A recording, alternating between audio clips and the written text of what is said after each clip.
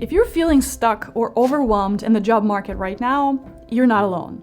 There seems to be no end to the looming threats of layoffs, and the hundreds of applications that you've sent likely haven't even been seen by a human. It does seem like the dreaded ghost job postings are under control, but the job market numbers are still messed up, reaching new records. So today, I want to have a real, honest conversation about finding a job in this economy. The job market has changed drastically since the pandemic, and then the AI revolution, has added another massive twist to it. But most humans and candidates have not caught up yet, all while the recruitment process has changed drastically. Let's take a moment to acknowledge where we're at. Personally, I'm in an incredibly privileged position where I work for myself.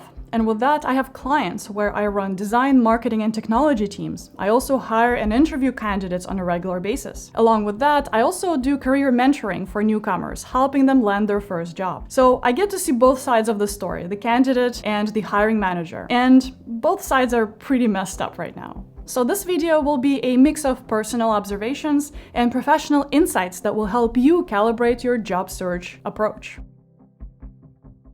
Employers these days are cautious, while the candidate market is flooded with high-skilled professionals, fresh graduates, newcomers, and believe it or not, bots. Yes, bots, and we'll talk about that in a bit. So if you're frustrated or doubting yourself, it's not just you. The system is a big mess right now. But that doesn't mean that you can't navigate it. It just means that we have to change the way we do things. The traditional approach isn't enough. Let's start with the baseline. Sending out hundreds of resumes to online job postings isn't going to cut it anymore, period. And the reason for that is simple. It's the easiest thing to do, so everybody's doing that. And that means that you're one of thousands of candidates competing all for the same job. A few months ago, I was reviewing candidates for a senior web developer role. We posted the job on Monday. By Wednesday, we had over 1,100 applications. I've pre-selected 10 to interview, and there's this one specific candidate that caught my attention. He was perfect in the interview. He was eloquent, not a single stutter or He had excellent answers to all of my questions. So you know how when we are asked a question during an interview, it takes a second to think for us, and sometimes the answer comes as you speak. So you make natural pauses or stutters, but he did not have that. Combined with his no camera excuse, I couldn't shake the feeling that I was not interviewing a real human. And I was right, he was a bot. And this case is not unique. Nearly 80% of applications recruiters now receive are reported to be obviously AI generated. The cover letters are generic templates, the same thing showing up over and over again, cookie-cutter resumes using identical phrasing across dozens of candidates. The real candidates, the ones who actually do the job, are drowning in the sea of algorithmic noise. And I'm sure that if you clicked on this video, you're one of those talented real candidates feeling utterly frustrated and discouraged about your job search. It's about cutting through all the AI spam to show that you're a real human with a real superpower that solves real problems. And your biggest challenge is that what worked just 2 years ago is career suicide today. 73% of applications now show signs of AI generation, and it's easily identified through repeated phrases and generic language. The simplest way I know it's an AI is when I post the job posting and a minute later, I already get a dozen applications. And because I know that happens, I always put specific questions as part of the application process. That naturally takes a few minutes to think about, to fill out. So the 1 to 2 minute application timeline is simply inhumane. What this leads to is recruiters having two choices: either to flip through all of the AI spam or use AI to filter AI spam. Now, there is a third option that most recruiters are starting to lean more and more into. So I'll talk about that more in just a little bit. You probably heard about the statement that a recruiter on average spends up to 7 seconds looking through your resume before deciding whether or not to send it to garbage bin or to the interview pile. That's a number backed by research, and I can confirm that. When you allocate a morning to resume reviews, you don't even want to spend more than 7 seconds on the resume, because you have another 100 waiting for you, and you want to get over with it fast. So guess what? Recruiters are now reporting spending tiniest seconds of scanning a resume for human signals. They're looking for the tiniest signs that this resume was actually built by a real person and tailored for this specific job at hand. And that's easy to tell. And I want to share how you can look and sound like a human in your application. Now, I'm not trying to defend recruiters or employers.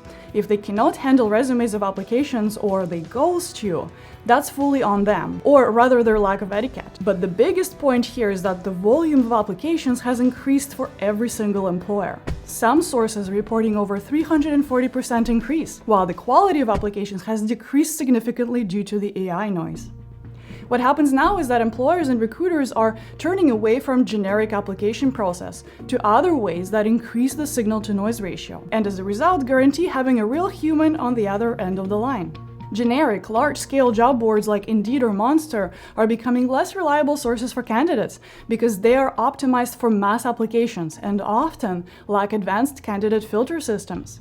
Some industry reports show that only 15% of hires come from public job board applications like Monster or Indeed. And that lack of trust leads to employers relying more and more on internal referrals and network connections. While most candidates have been trained to optimize their resumes and gaming the ATS systems, the real hiring is happening through a human connection and demonstrated value. Candidates getting hired these days aren't the ones with perfect applications.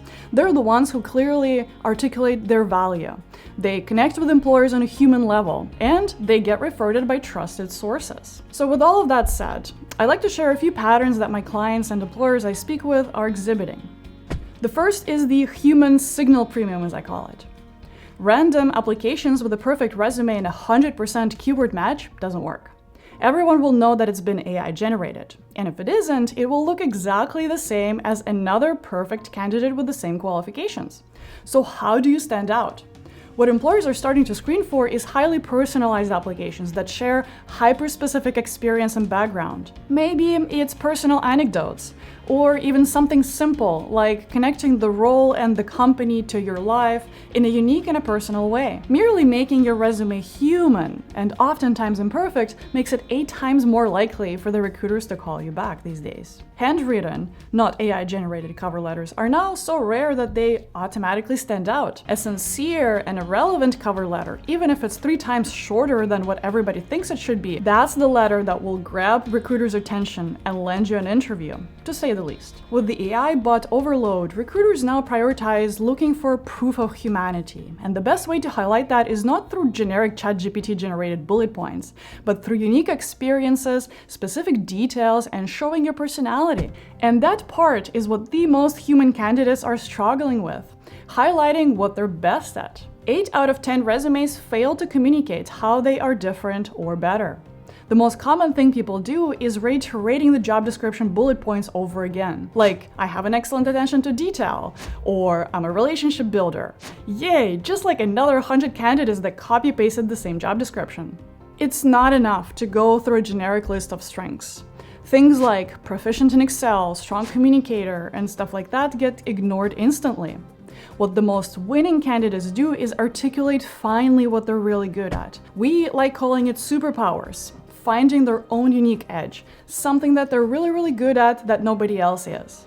Do you know what your superpower is? Let me know in the comments below. And if you don't, make sure to sign up to our waitlist below. We're working on something that will help you find your edge, gain clarity and confidence in your career path, and network to get referrals, so don't miss it, especially if you're a fresh graduate. So let's say you know exactly what you're good at and have all the confidence in the world. That's just a third of the job that you need to do. You also need to be in the right place at the right time to flash that superpower at the right person. Statistically speaking, internal referrals have a near-perfect 85% interview rate. If we look at cold applications through websites or job boards, that rate is 1%. So this only means one thing. Networking is a critical component in today's job search. And it's really the only way to not just show the world that you're human, but also share unique attributes. Simple things like getting warm introductions through LinkedIn or reaching out directly to the hiring managers is known to significantly increase your chances to be noticed among the bland pool of applicants. The best part is that it only takes a few minutes of your time. Building a personal brand is one of the best ways to create inbound interest, a situation where you're not even the one applying for the jobs, but jobs are coming to you. I personally have been lucky to be in this position these days, but it took me 15 years of networking, volunteering, side projects for free, and a little bit of job hopping to get here. Now, let's imagine that you got the interviewer's attention, but when the time for an interview comes, you stutter. You forget important points and struggle putting together a coherent story about your career. Quality of your answer when you asked, "Tell me about yourself," or "What problem did you solve for other companies?" is what actually separates those who get the offer and those who don't. Candidates who can explain the impact that they make on the business in business terms like revenue, time saved, quality improved, problem solved. These are the ones who get hired 6 times more often. If you're technical, it is even more important to be able to translate your work into business value, because very few people do, and that's exactly what makes you stand out. Employers think in terms of outcomes, and candidates should too. Here's something that I've seen time and time again. A lot of job seekers fall into the trap of mass applying to every role that they come across, sometimes sending 20 to 30 or even 50 applications a week. But the harsh truth is that high-volume applicants have near zero success rate. That's the reality. At the same time, candidates who slow down and send out just 3 to 5 carefully researched and targeted applications per week are seeing much higher interview rates. You've probably felt the pain of how time-consuming job search can be. It is a legit full-time job. Screening new jobs, researching the companies, mapping out the network that can help you, and submitting applications is a really monotonous process that feels like there's no end to the tunnel. But focus helps here. When your application feels like it was written for that one specific job, not just copy-pasted from the last one, it lands. Recruiters can tell whether you've done your homework. And in a market where companies are flooded with applicants, quality and personalization beat quantity every single time. So with that, it's your signal to stop the spray and pray and start being intentional.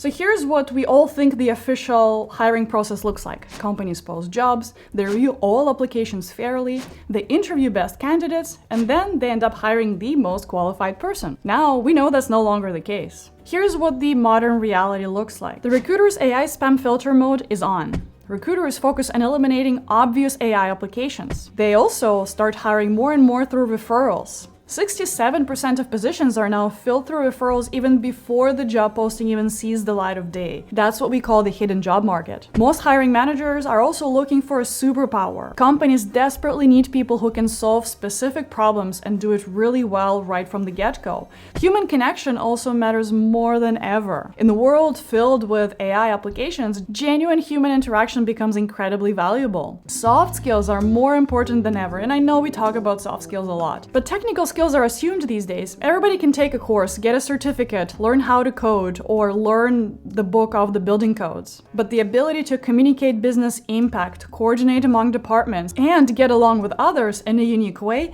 is the differentiator. So, based on all of this, here's what actually gets you hired. First, know what you're good at. Be really specific on that. Checking all the checkboxes is easier than ever, and everybody tries to do that. What makes you different from every other marketer, project manager, or engineer? And I'm sure that there's at least one thing that you do better than 90% of people in your field. Here's what my personal superpower looks like. And I explain it in just 2 lines. It's based on my experience and what I've done before, and a little bit of my personality. Those who don't care about the superpower will skip just right through it, and I don't want that kind of job anyways. But those who do, they'll know that I'm the one. Next, network. Build a pipeline of companies where you really want to work at. Then find connections who work there. You can also join industry communities like Discord servers, Slack groups, or local meetups. Your goal is to spend at least 70% of your job search time building relationships and only 30% applying for jobs. A few years back, I went to this event called Fuck Up Nights in Toronto. It's an event where different founders and professionals share their stories of failures. It's an amazing event, and I know it's run in many cities in North America, so if you're into that, I highly recommend. Anyways, so I've met this data scientist there. She was a really proactive and a bright woman. I had nothing really to offer to her for nearly 2 years, but we stayed in touch. And one of my former colleagues once made a post that they're looking for a data scientist in the same field. I thought of her and made an introduction, and a month later, I saw an update on LinkedIn from her that she started the job at that company. That's the power of networking. Not begging for the job, but making a genuine genuine connection, staying in touch, and reaping the fruits of your labor down the line. The goal here is to focus on adding value first. Answer questions, share insights, help others. And then, when the time is right, ask for a coffee chat or an informational interview. Don't ask for job referrals. That'll be much harder to get. But a coffee chat request asking the person to share their personal experience or even advice is ego-pleasing and much more likely to happen. And remember, most hiring happens through trust, and trust happens through relationships. Number 3, your job is to simply beat AI these days. Optimize for being human, whether it's writing a cover letter by hand, yes, by hand, or you might want to completely freestyle it, breaking all the patterns and templates for what a cover letter should be. Or an even better idea is you could dissect the company's recent earnings report and make recommendations to the business based on that. That will not just make you human, but it will also make you stand out. In many industries, I'm seeing more and more how much more important it is to show your work. So if you can put some sort of your portfolio together, do it. That's just another way for you to stand out, because many people simply won't do it. And even less people will go an extra mile doing a small case study or a project based on the company's specific data or information. I've hired dozens, if not over 100 candidates in my career. And I've also built HR and recruitment software as a product manager and head of technology. So here's some of my most brutal advice that I can give you. The job market isn't about finding the perfect match anymore. It's about cutting through all the algorithmic noise to prove that you're a real human who can solve real problems. Your success isn't determined by having a perfect resume or gaming ATS systems. It's about 3 things. Knowing your superpower and being able to clearly articulate it, building genuine relationships in your industry before you need them, and demonstrating human insight that no AI can replicate. In my hiring experience, the people who get hired aren't the ones that are most qualified on paper. They are the ones who can clearly explain what they're uniquely good at and have someone willing to vouch for them. The traditional job search is dead. Spray and pray applications, generic resumes, and hoping to be discovered through job boards don't work when 85% of applications are AI-generated spam.